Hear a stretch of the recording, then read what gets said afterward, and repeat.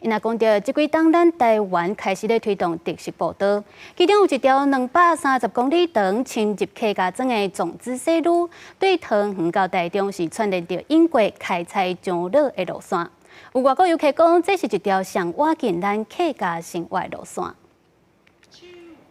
蒙部对山内面渐渐升起，行伫树林围起来小路啊，平台三线搁较亲入客家庄的总的西路，北边是对桃园龙潭开始，一直到台中东市，全长230公里。这条路有结合早期为着开采樟脑古道原住民界线，也有各种小路啊含公路。地方中心甲较早的路找倒转来，希望透过地方特色带动产业发展。走在这条路上呢，也来了解我们当地的人文历史。那 当然，最后的这个目标呢，发展在地的产业，在地的一个创生。英国先民运送樟脑、低米开垦山林，总的西路见证着原住民客家人和大自然的冲突。这条路英语叫做 Recognize Seru Trail， 结合着台雅西切的樟仔，也有客语的西路，吸引国际游客来这拜访。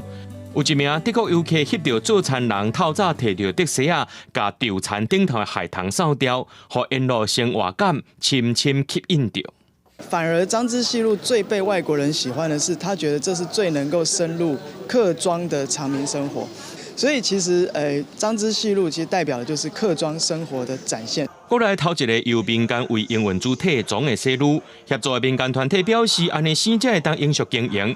目前社区家己组织形成9个工作站，车站特别选择伫咧本地是老油工厂的大埔馆、南门馆启动成立协会。有代表表示，爱台湾这块土地，就要对乡卡开始，互大家做伙来行路。记者综合报道。